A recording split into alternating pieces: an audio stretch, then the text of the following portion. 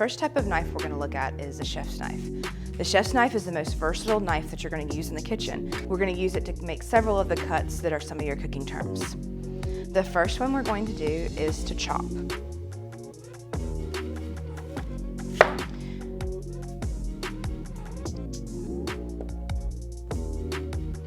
A chop isn't a very precise cut, and so it's generally not something that you're looking to be very, very specific, and they're uneven.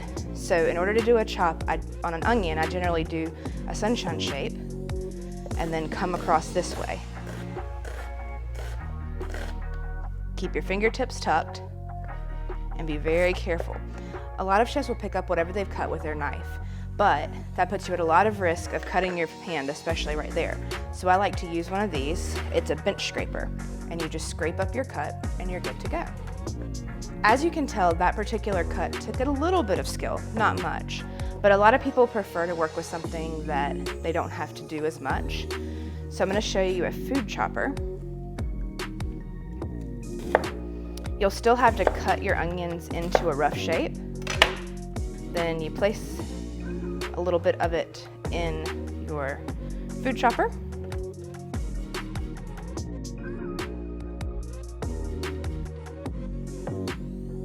And you bash it until you have chopped onion.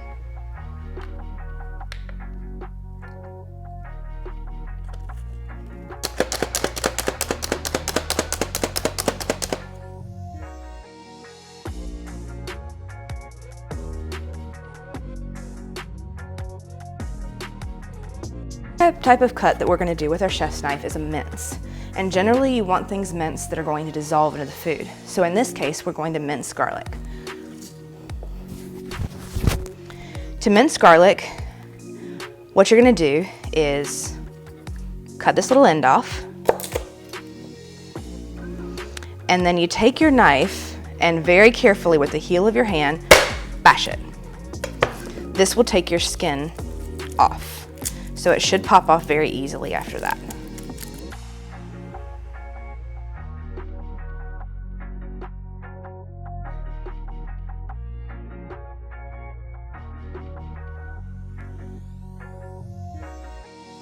After you've peeled the skin off of all of your garlic, make sure you've got the little nub off the end.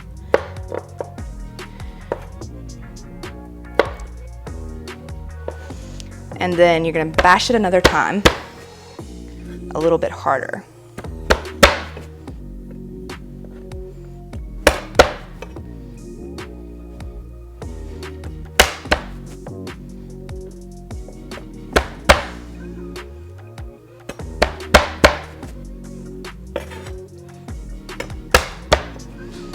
And after you've smashed it all, you're just running your knife through it. If you'll notice, you keep the tip of your knife on the board, scrape it together.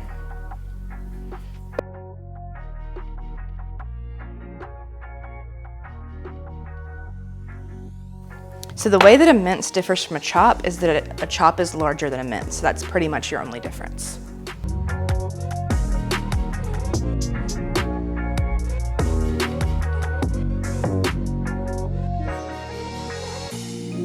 So to begin with, we're going to do a cube. I start out by shaving off a little bit of the potato. Don't throw that away because you can usually use it. You're going to cut vertically this way.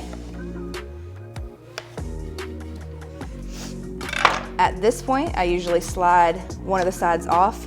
This keeps a flat side so that your potato isn't going to roll while you're cutting it, which can cause some pretty serious damage. Then you cut it vertically again.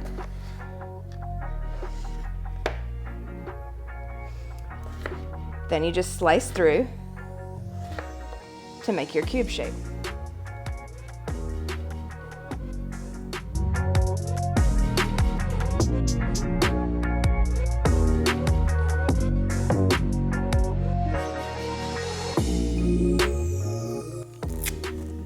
Another type of cut that's used a lot is a dice.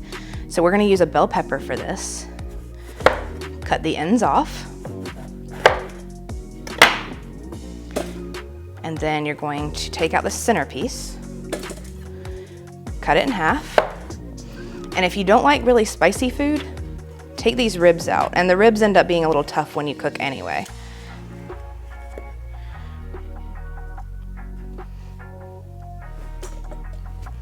So your goal when you're making this dice is you want it to be as square as possible, so you want to make your cuts this way about as wide as your pepper is.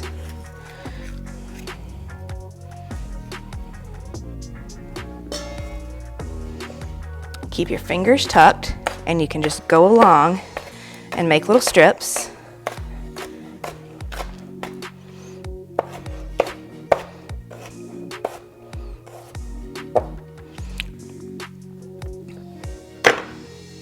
Then you're going to line up your strips as evenly as possible.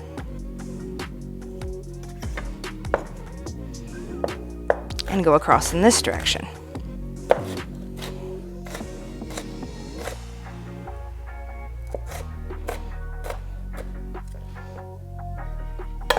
And once again, to gather your items, use your bench scraper.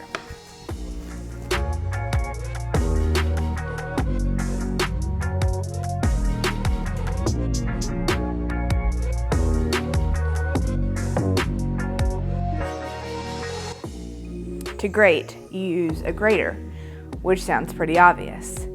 You'll press whatever food you're grating, whether it be cheese, cabbage, fruits, vegetables, against the teeth of the grater, and it creates little shreds. Most of them have 4 sides, so you can use this side for things like spices, cinnamon, nutmeg. You can use the smaller side to make smaller shreds of cheese that'll integrate into sauces more easily, and they have sliced sides as well.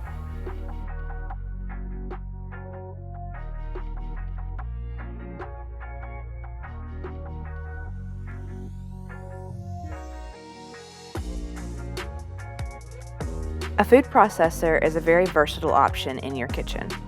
It has a disc for shredding, a disc for slicing, and blades that you can use for kneading and/or pureeing. As you can see, the food processor makes grating this cheese super fast. It's a great option to have if you use a lot of shredded cheese in your household or like to eat a lot of things like hummus. It makes preparing those foods so much faster and easier. You can also purchase attachments for your stand mixer that will grate. They come with multiple sizes as well.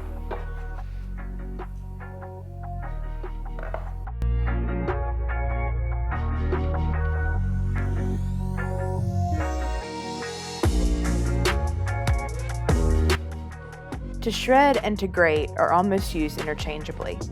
Shredding specifically refers to cutting food into long, thin strips, whereas grating refers to using a grater specifically to break down food into smaller pieces. So another cut that you can do with your chef knife is shredding. And in shredding, in this case, you're taking something and cutting it into narrow strips. So we're doing that with cabbage. So this is, once again, keep your fingers tucked, and you're just going to very carefully go down. It's much better to do this slower and not risk any injury.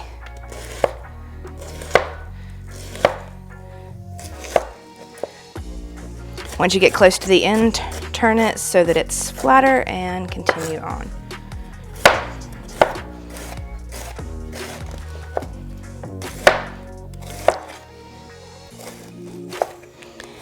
If you'll notice, I'm cutting forward and down at the same time to maximize the efficiency of the knife.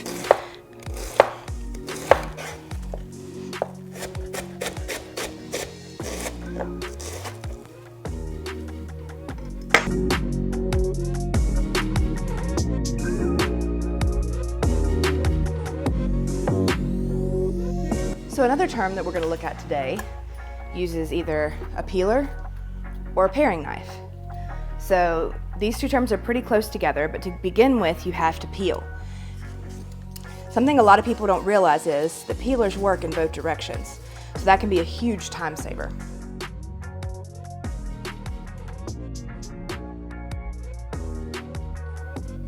You can also peel certain fruits and vegetables by hand without using a knife, like bananas or certain citrus fruits.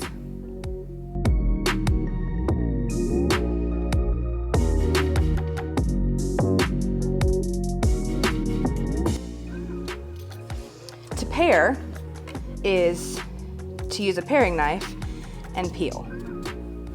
This takes a little more time, and many of us grew up watching our grandmothers do this, and they're much better at getting a thinner peel off than most of us are now.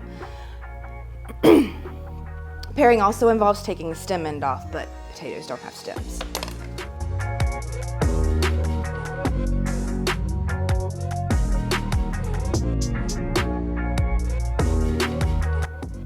So another cooking term is to score. And scoring is creating little slits in the surface of something to give it a relief. So we're scoring the top of this bread dough to allow it to rise a little bit in the oven better. You can use a very sharp knife.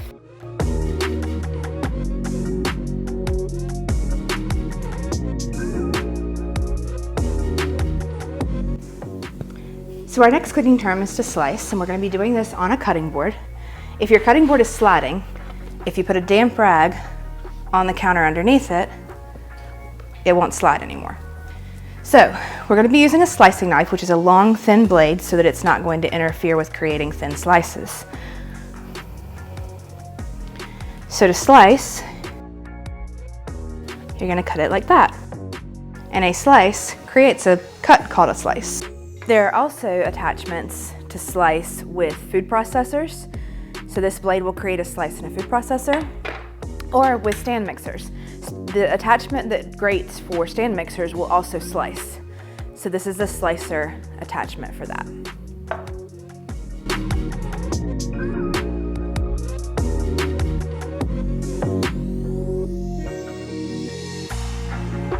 Kitchen shears are an awesome piece of kitchen equipment.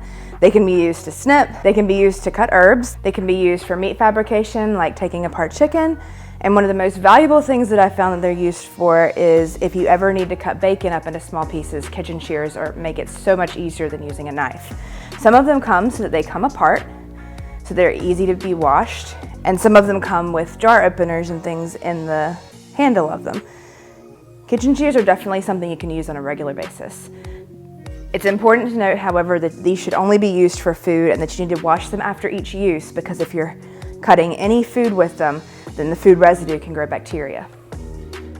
A can opener is an extremely important piece of kitchen equipment. It's one of the first things you should get when you're stocking your kitchen. Now, a lot of cans come with these little pop tops, which means that you don't need a can opener. But there are some cans that don't have that available, and so it's important to have a can opener on hand. Electric can openers are popular, but I tend to shy away from those because there's a lot of an electric can opener that can't go in the sink, which means it can't be washed. This leaves the opportunity for lots of bacteria to grow, so I prefer a hand can opener. There are lots of different designs, and you might need to play around until you find one that works really well. I've been using a KitchenAid one for as long as I can remember. So all you have to do is put your blade right here, and then squeeze the handles together until you hear the pop, and then you're just going to twist this around and it opens your can. Be very careful to pop it out. These edges can be super sharp.